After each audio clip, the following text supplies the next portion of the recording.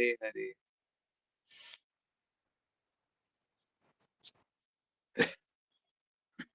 हरे कृष्ण। सभी का बहुत-बहुत स्वागत है नित्य श्रवण की कथा में। कैसे हैं भौतिक जगत में रहने वाले सब लोग? भौतिक जीवन कैसा है? भौतिक जीवन यानी मटेरियल लीवर जीवन। 84 लाख योनियाँ सब भौतिक जीवन जी रहे हैं। खाना, सोना और शारीरिक सुख लेना, लड़ना-झगड़ना। तो 84 लाख योनियों में मानव शरीर एक ऐसा शरीर है जो आध्यात्मिक जीवन जी सकता है, जो भगवान को जान सकता है, भक्तिमय जीवन जी सकता है। तो अब सांसारिक जो जीवन है, उसको और अच्छा करने के लिए हम लोग बहुत से काम करते हैं। हमारी कई-कई कलाएँ हैं, गीत, संगीत, नृत्य, सब हमारे भौतिक जीवन पे आधारित हैं। ठुमक-ठुमक के चलना, नाचना, कूदना, तरह-तरह की सुंदर-सुंदर कपड़े पहनना, तरह-तरह के उत्सवों में भाग लेना, तो ये सब का सब हमारे भौतिक जीवन को आगे बढ़ाता है। और हमारे वैज्ञानिक भी तरह-तरह की चीज़ें बनाते हैं, जिससे हमारा भौतिक जीवन और उन्नत होता है और हमारी परेशानियाँ तो बढ़ ही रही है, क्योंकि भौतिक जीवन मतलब परेशानियाँ, परिश्रम, बंधन, भय, मृत्यु। वह वर्ग कई बार हमने चर्चा की है, भौतिक जीवन मतलब हालत खराब हो जाएगी जीवन जीने में। लेकिन यदि हम कृष्ण की बात मानते हैं, संतों की बात मानते हैं और आध्यात्मिक जीवन जीते हैं, भक्तिमय जीवन जीते हैं, तो हमारा जीवन अपवर्ग बन जाएगा। मतलब हमारे जीवन में परिश्रम नहीं रहेगा, हमारी हालत नहीं खराब होगी, हमें डर नहीं लगेगा, हमें बंधन नहीं होगा, भय नहीं होगा, हमें मरने से भी डर नहीं लगेगा, यहाँ तक कि हम मृत्यु को भी जीत सकते हैं।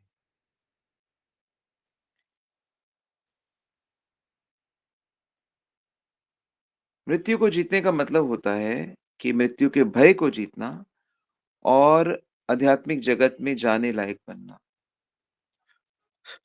बहुत से जोर से बोलने वाले लोग कहेंगे ऐसा कोई आध्यात्मिक जगत होता ही नहीं। ये तो पंडितों ने बस ऐसे बना दिया। ठीक है, सबके पास मुख है, सबके पास स्वतंत्रता है बोलने की, कोई कुछ भी कह सकता है।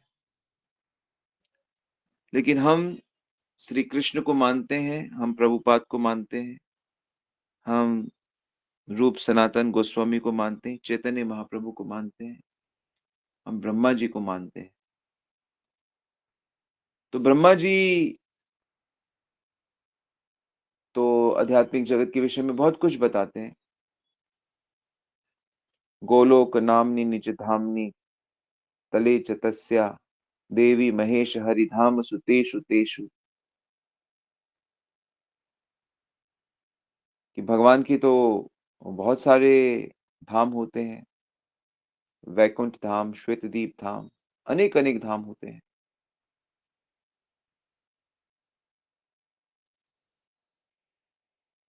तो अपने इस भक्तिमय जीवन को जीने के लिए हमें भगवान के भक्तों की चर्चा करनी होगी। जैसे आप टीवी खोलिए तो उसमें आप देखिए किसी क्रिकेट स्टार की, फ़िल्म स्टार की, स्पोर्ट्स स्टार की, पॉलिटिशियन की, किसी फैशन डिज़ाइनर की, किसी बहादुर बच्चे ऐसे लाइव डिस्कस हो रही है। बड़े-बड़े नेताओं की विशेष करके, क्योंकि उन्हें भी तो चर्चा करनी है, लेकिन वो भौतिक उपलब्धि, भौतिक समस्या और भौतिक सॉल्यूशन की बात करते हैं, कि कुल मिला के हम सब लोग कैसे अच्छा खाएँ, अच्छा भोग करें, अच्छा इंद्रिय तृप्ति करें और शांति से रहें। लेकिन शांति प्राप्त कब होती है? भगवान कहते हैं जब तक मेरी भक्ति नहीं की जाती, तब तक शांति की प्राप्ति नहीं हो सकती। ज्ञात्वा माम शांतिम मृच्छति, ज्ञान लब्ध्वा परम शांतिम अचिरेणाधिगच्छति। जब तक आध्यात्मिक ज्ञान नहीं होगा, जब तक इंद्रिय भोग संयमित नहीं होगा, कंट्रोल में नहीं होगा, श्रद्धावान लभते ज्ञानम तत्परत संयत इंद्रिया ज्ञान लब्ध्वा परम शांति अचिरेणाधिगच्छति। आध्यात्मिक ज्ञान के बिना, आध्यात्मिक सिद्धांतों को समझे बिना हमें शांति मिल ही नहीं सकती। ये सिद्धांत है, इसे आप लोग नोट कर लो। और भौतिक तरीके से हम शांति प्राप्त करना चाहते हैं, असंभव। महामूर्ख हैं आप।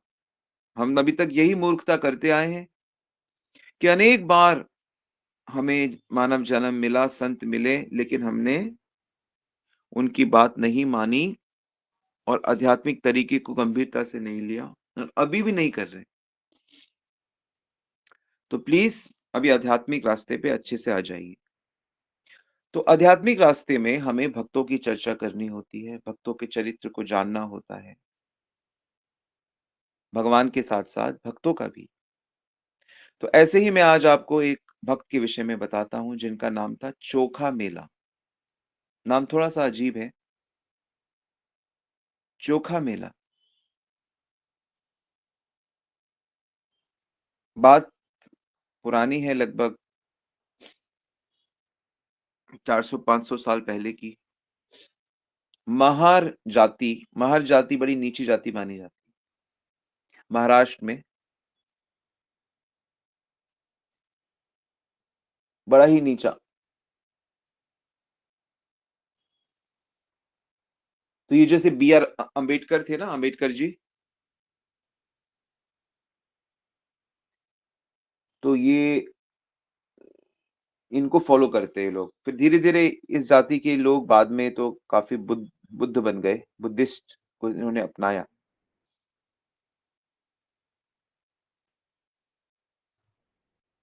तो बहुत अत्याचार हुए हैं हमारे देश में भी, ब्राह्मणों ने भी किए हैं बहुत। जातिवाद जो हमारे देश में हो गया, हम इनको छुएँगे नहीं, इनको यहाँ आने नहीं देंगे, यहाँ का पानी नहीं पीने देंगे। उसका एक पर्पस ये था कि जो लोग अ, जैसे महर जाति मेनली चमड़े से डील करती है। मरे हुए जानवरों को उठाना, उसके चीज़ों को बनाना। तो जिस समय वो दूषित होते हैं, उनको कैसे छुआ जा सकता है? उसमें लेकिन जब वो स्नान आदि करके शुद्ध हो जाएँ, तब वो ब्राह्मण की तरह ही पवित्र हैं। लेकिन दूषित अवस्था में तो डॉक्टर भी हमको अलाउ नहीं करते, किसी चीज़ को छूना। और लेकिन अगर ये जातियाँ, लोग वैदिक नियमों का पालन नहीं करते, तो ये लोग अ, बुरी चीज़ों में जल्दी लग जाते हैं, जैसे मांस खाना, मछली खाना, शराब पीना,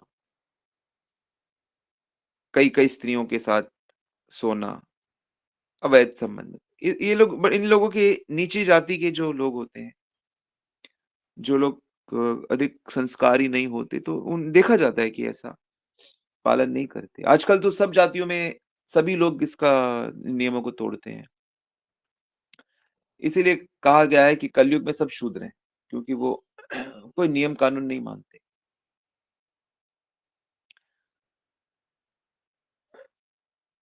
तो ऐसे मुश्किल हालात में चोखा मेला का जन्म हुआ था, लेकिन ये बचपन से बड़े सरल थे, धार्मिक थे और क्योंकि महाराष्ट्र में रहते थे, इसलिए बीच-बीच में वो पंढरपुर जाते थे। हमारे भारत की एक बड़ी सुंदर बात ये है कि हर राज्य में ना कोई न कोई भगवान के स्वरूप की बहुत आराधना होती है। जैसे राजस्थान में गोविंद देव और श्रीनाथ जी की बड़ी आराधना होती है। महाराष्ट्र में ऐसे ही विट्ठल जी की आराधना होती है। रुक्मिणी विट्ठल। विट्ठल श्री कृष्ण का ही एक विशेष रूप है।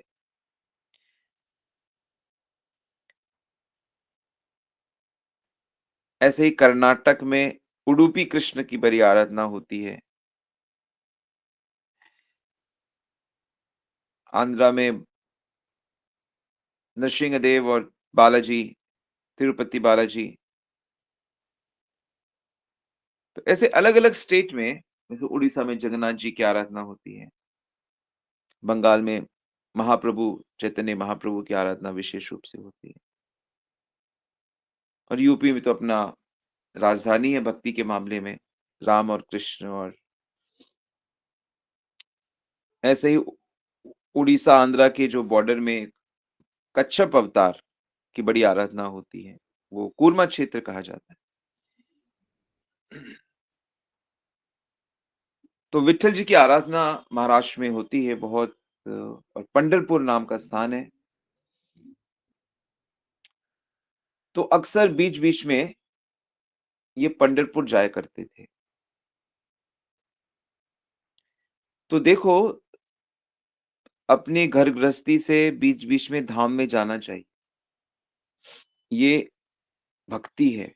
सैर-सपाटे के लिए नहीं, फॉर ए चेंज, चेंज के लिए नहीं, ईश्वर दर्शन के लिए, इष्ट संतों का दर्शन के लिए, सेवा के लिए धाम में जाना चाहिए। और जब ये धाम में गए पंढरपुर, तो पंढरपुर में नामदेव जी का बड़ा नाम था उस समय। नामदेव जी ऐसे ही एक बड़े महान संत थे। नामदेव जी का जब उन्होंने कीर्तन सुना तो ये तो दीवाने हो गए उनके। तो भक्तों के दीवाने बन गए। भक्तों को पसंद करना, भक्ति के महल में घुस जाना है। भक्ति के महल में भगवान नाच रहे हैं, गा रहे हैं, भक्ति के महल में। और भक्तों के प्रति श्रद्धा भक्ति के महल का प्रवेश द्वार है। भक्ति भक्तों के हृदय से श्रद्धावान के हृदय में आती है। नोट कर लीजिए। भक्ति भक्तों के हृदय से श्रद्धावान जीव के हृदय में आती है। तो नामदेव जी को इन्होंने अपना गुरु माना। और सब काम करते हुए ये भगवान नाम लेते थे। उन्हीं से इन्होंने शिक्षा ली पहले, और फिर दीक्षा, और फिर शिक्षा। तो गुरु परम आवश्यक है भक्ति के मार्ग में। और गुरु मतलब ये नहीं कि हमारे गुरु हैं, बड़े उनके बहुत नाम है। नहीं, गुरु मतलब होता है कि जिनकी आज्ञा का मैं पालन करूँगा। चाहे मुझे कितना ही कुछ हो, मैं पालन करूँगा, करना ही है। ऐसा दृढ़ विश्वास होने पर ही गुरु के हम शिष्य बनते हैं। गुरु भक्ति, गुरु आज्ञा पालन करना आसान नहीं होता। ये बड़ा गूढ़, सबसे मुश्किल बात है। भगवान ही गुरु के रूप में आते हैं, लेकिन गुरु की आज्ञा का पालन करना होता है। भक्ति गुरु के अनुगत्य में ही की जाती है। सिद्धांत है। भगवान भी इसका पालन करते हैं। यदि भगवान भी लीला करने आए हैं, तो वो भी गुरु की शरण ग्रहण करेंगे, चाहे वो चैतन्य महाप्रभु, चाहे राम हो, चाहे कृष्ण हो, किसी भी रूप में हो। तो नामदेव जी से इन्होंने दीक्षा ली, और उन्होंने सिखा दिया कि कुछ भी काम कर रहे हो, करते रहो, लेकिन भगवत नाम लेते रहो। तो भक्ति के लिए आपको घर छोड़ना नहीं है, आपको तन से नहीं छोड़ना। भक्ति मतलब आपको मन से छोड़ना है। मन भगवान में रहे, तन कहीं रहे, भगवान मन देखते हैं। तन तो कर्मों के अधीन है ना। कोई बच्चा स्कूल में पढ़ता है, अब उसको तो पढ़ना ही पड़ेगा 12 साल। स्कूल में, फिर कॉलेज पढ़ेगा, फिर यूनिवर्सिटी में पढ़ेगा। किसी ने विवाह कर लिया, संतान हो गई, तो अब तो उसको 25-30 साल रहना ही पड़ेगा संसार में, परिवार का पालन-पोषण करना पड़ेगा, अन्यथा तो कर्तव्यच्युत हो जाएगा। कर्तव्य नहीं करेगा, धर्म नहीं करेगा तो पाप लगेगा। तो शरीर कहीं रहे, शरीर से कर्तव्य करते हुए मन भगवान को देना है। जो चोखा मेला जी कर रहे थे, सदा भगवान का नाम लेते रहते थे। बड़े-बड़े संकट आए, सबके जीवन में आते हैं, लेकिन भगवान नाम की प्रताप से सारे संकट चले जाते हैं। आप ऐसा ना सोचिए कि मेरे जीवन में संकट ही नहीं आएँगे, फिर तो आप दुखालय में थोड़ी रह रहे हो। संकट आएँगे, प्रतिकूलता आएँगी, ऐसे अवसर आएँगे जब हर चीज़ उल्टी दिखाई देने लगेगी, लेकिन वह आपके जीवन में अधिक देर नहीं ठहरेंगी, चली जाएँगी। आप देखना, ये नाम का प्रताप होता है।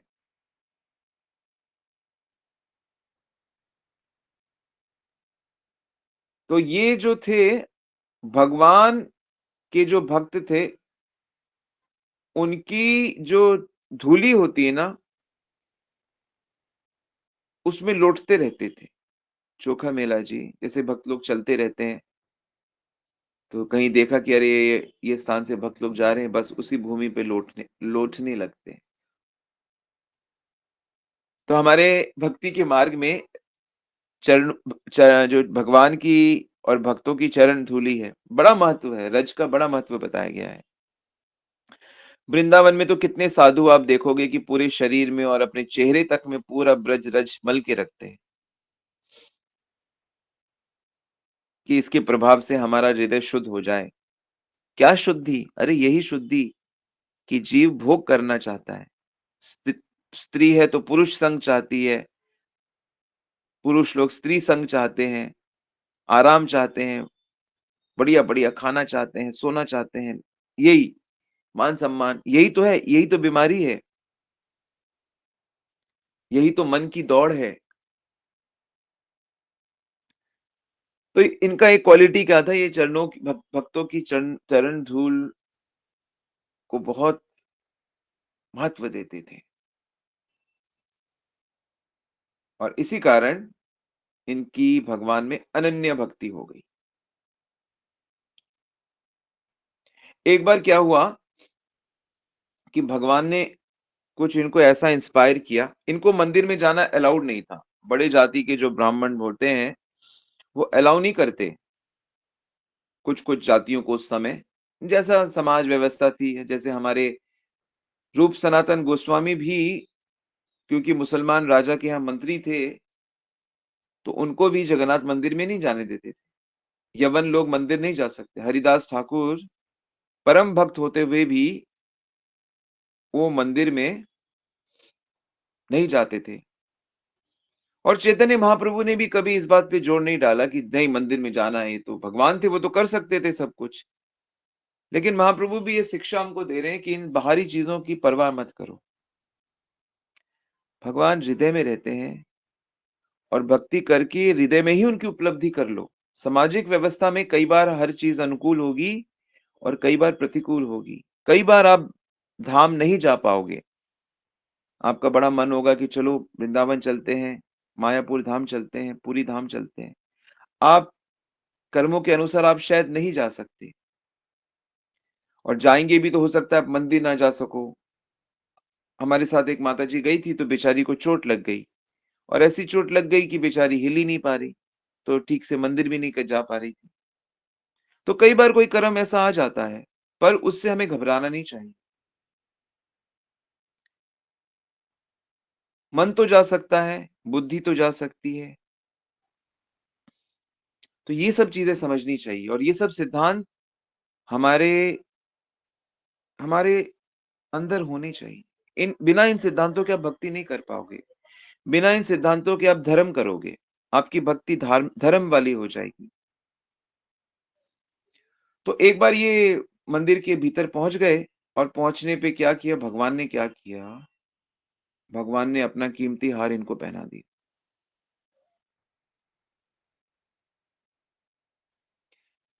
रत्नहार और भगवान ने अपनी तुलसी की माला भी इनके गले में डाल दी। भगवान ने अपना प्रसाद भी इनको खिला दिया। मतलब भगवान साक्षात इनके साथ वार्ता करने लगे।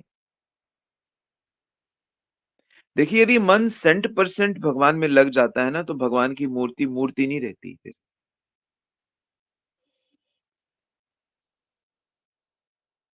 जिसका मन 100% भगवान में लग जाए उस वो भगवत में, इसीलिए भगवान ने गीता में सब जगह कहा है, मन मन मन मन दे दो मुझे मन, मन देने से मेरी प्राप्ति हो जाती है। अनन्य भाव से किसी भगवान को मन दे दो, कुछ मांगो मत, और निरंतर भक्ति करते रहो, देखो क्या जादू है। परम भगवान, भगवान बहुत अद्भुत है, और अद्भुत ही उनका उनका जो व्यवहार है ना जीवों से, वो प्रेममय है। प्रेममय व्यवहार में अगर आप भगवान की लीला में आना चाहते हो, आप चाहते हो कि ये भगवान मेरे साथ, मेरे से बात करें या मेरे साथ,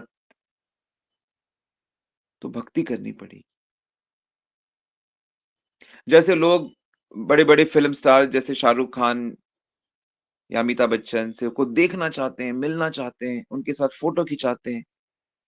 लेकिन अगर उनके साथ फ़िल्म करने का मौका मिले तो कितना अच्छा आनंद आए, और उनके साथ अगर पारिवारिक संबंध जुड़ जाए तो लोग अपने को बड़ा गर्वित मानते हैं।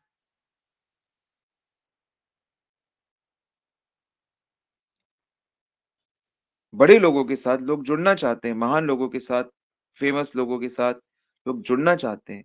ये तो सांसारिक फ़ेमस लोगों के साथ लोग इतना पागल बनते हैं, तो सोचो परम भगवान की तो बात ही क्या है।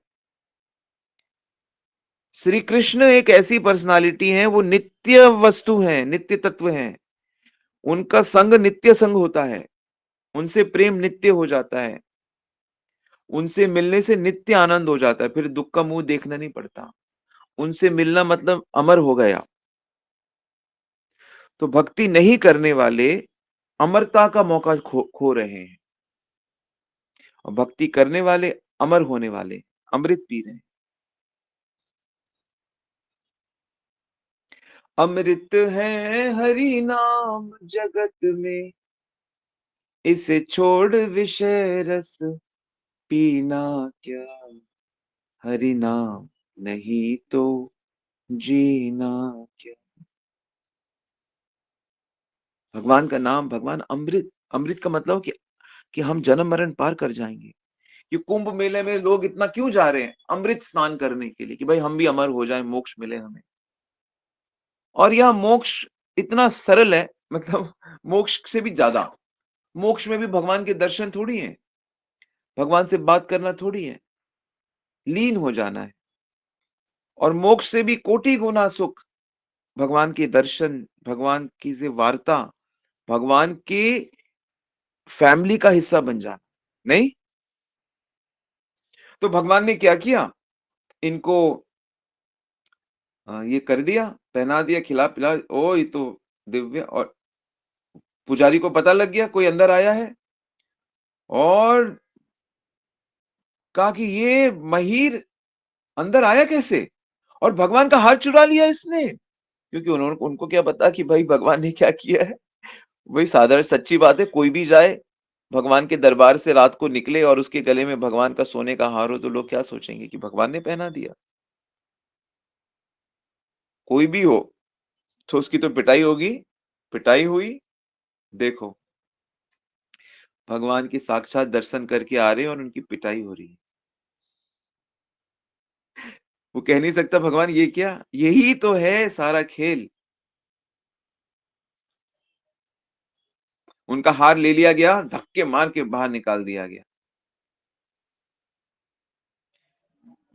और जनाबाई एक जो महाराष्ट्र की बड़ी एक बहुत अद्भुत भक्तिन हुई हैं, उनकी कथा फिर कभी सुनेंगे।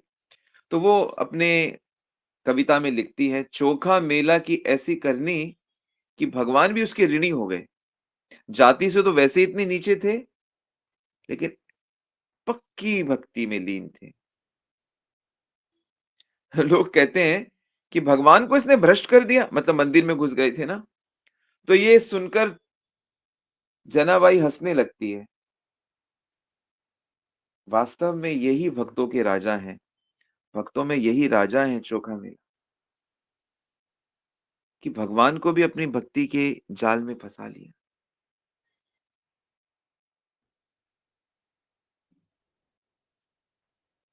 तो निरंतर भगवान लेना, और चोखा मेला जी कहते हैं, वो भी कविता, भक्त लोग कविता करते हैं, बड़ी सुंदर बात कहते हैं कि इस भगवत भक्ति से, कृष्ण भक्ति के कारण मेरे सारे संशय मिट गए, सारे संशय।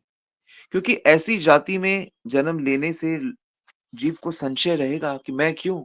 ऐसा क्यों किया मेरे साथ भगवान?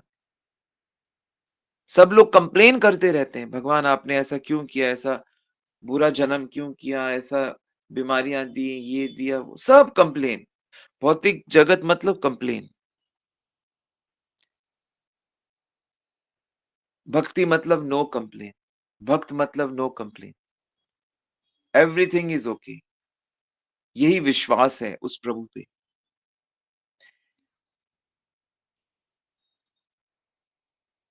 कहते मेरे सारे संशय मिट गए, छिन्दन्ति सर्व संशय। भक्ति करने से सारे डाउट मिट जाते,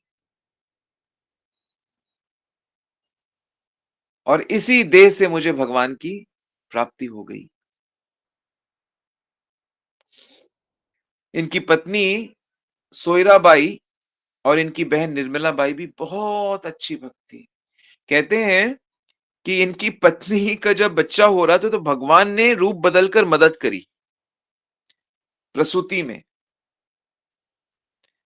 बेटा पैदा हुआ, महान भक्त, उसका नाम रखा गया कर्म मेला। मतलब पूरा जो फैमिली, चाहे वो दामाद हो, बहन हो, बेटी हो, बेटा हो, सब भक्त। भक्तों के आनंद की कल्पना बड़े से बड़ा व्यक्ति भी नहीं कर सकता, देवता भी नहीं कर सकते। भक्तों का आनंद समुद्र है, सांसारिक आनंद एक बूंद भी नहीं है। भक्ति का आनंद अनंत है। लेकिन उस शुद्ध भक्ति के आनंद को प्राप्त करने के लिए शुद्ध भक्ति करनी पड़ेगी। साधना भक्ति करते हुए ही जब मन भगवान में लग जाता है, तब जाके उस भक्ति का अनुभव किंचित हो पाता है।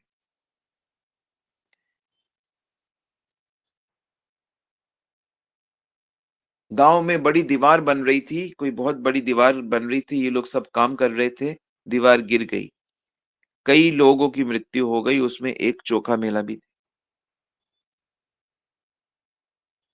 बड़ी मुश्किल से निकाला गया, पता नहीं लग रहा था कि इसमें चोखा मेला का शरीर कौन-सा है, इनका दूसरे का शरीर कौन-सा है, क्योंकि कई दिन तक बड़ा। नामदेव जी वहाँ पे आए, नामदेव जी उनके गुरु थे। कहा जिन हड्डियों से विट्ठल की आवाज़ आ रही है वो चोखा मेला की हड्डी। तो इस तरह से एक-एक हड्डी लेकर, सुनकर फिर पता लगा।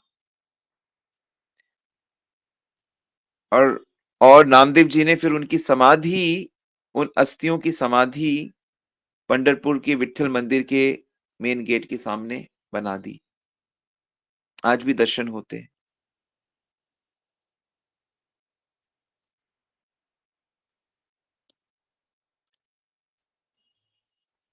तो भगवान के दरवाजे पे ही भगवान ने उनको अपना स्थान दे दिया।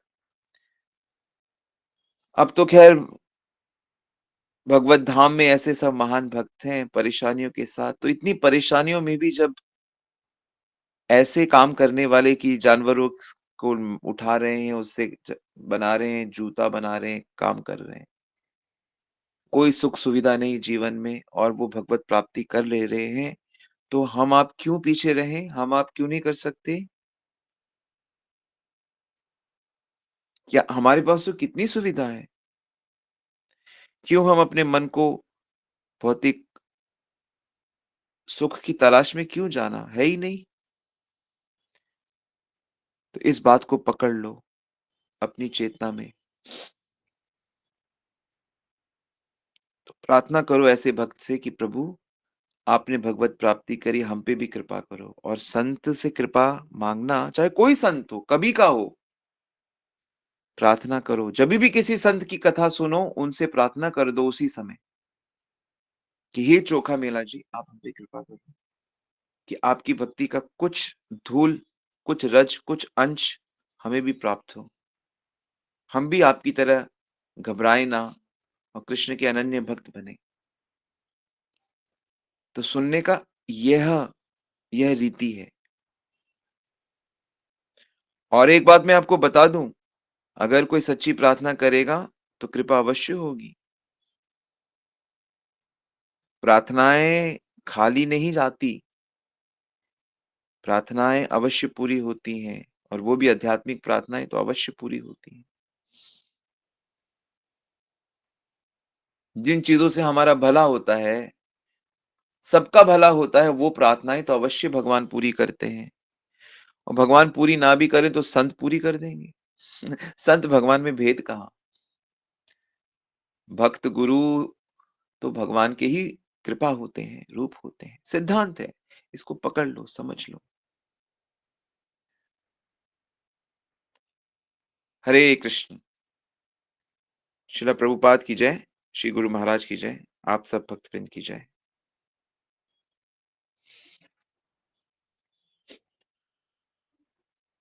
तो किसी का कोई प्रश्न है तो आप पूछ सकते हैं।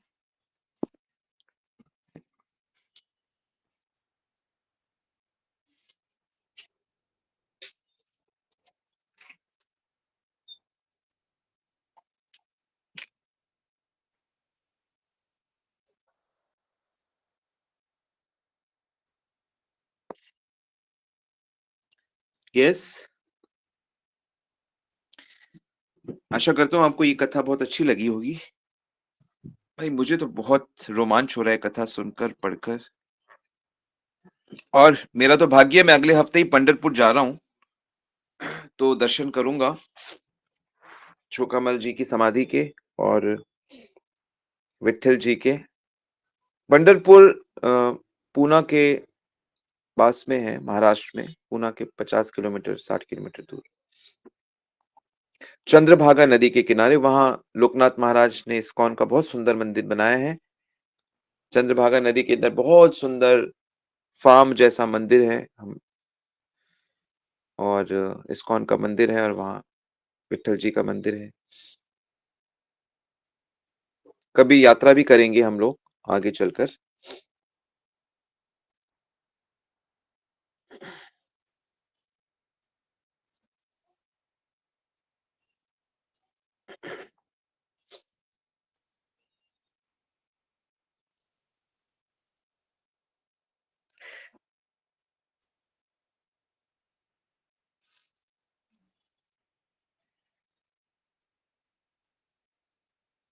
ऑलराइट, अगर कोई सवाल नहीं तो हम यहाँ रुक सकते हैं।